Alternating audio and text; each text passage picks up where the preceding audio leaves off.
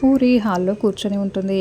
ఇంకా అప్పుడే తార ఒక ఫైల్ తీసుకొని వచ్చి పూరి ముందు కాఫీ టేబుల్ పైన పడేస్తుంది. ఏంటి తార ఇది అని పూరి అడుగుతూ ఉంటే, మీ పేరు మీద ఉన్న 10 ఎకరాల స్థలాన్ని నా పేరు మీదకి ట్రాన్స్ఫర్ చేసే ఫైల్ ఇది, ఇక్కడ సైన్ చేయి అని తార చాలా సీరియస్గా చెప్తూ ఉంటే, నేను చెయ్యను తార, ఇది అన్యాయం, అసలు ఎందుకు ఇలా చేస్తున్నావు నువ్వు, అదే మా అన్నయ్యది కదా అని పూరి చెప్తూ ఉంటే తార చాలా కోపంగా పూరి చేతిని తీసుకుని వెళ్ళి ఐరన్ బాక్స్తో కాల్ చేస్తుంది.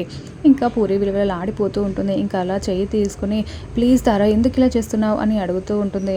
ఇప్పుడు చెయ్యి మాత్రమే కలిచాను, నువ్వు సంతకం పెట్టకపోతే ఏం జరుగుతుందంటే అని అంటూ ఉంటే ఇంకా పూరి చాలా భయపడిపోయి సైన్ పెట్టడానికి రెడీ అవుతూ పెన్ తీసుకొని సైన్ పెడుతూ ఉంటుంది. అప్పుడే పూరి ఫోన్ రింగ్ అవుతూ ఉంటుంది. ఇంకా ఫోన్ లిఫ్ట్ చేసి అమ్మా అని స్పీకర్లో పెట్టి మాట్లాడుతూ ఉంటుంది.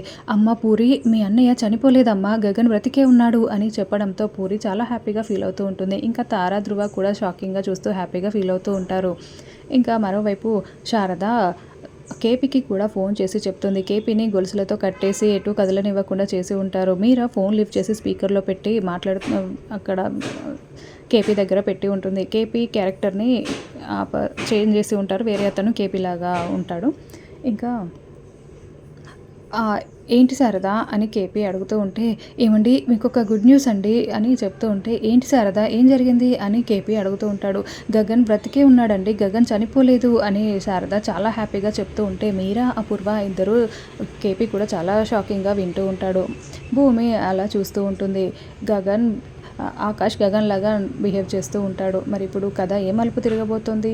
ఆకాష్ గగనా, లేకపోతే గగన్ వేరు ఆకాష్ వేరా? ఏం జరుగుతుందో వచ్చే ఎపిసోడ్లలో తెలుసుకుందాం.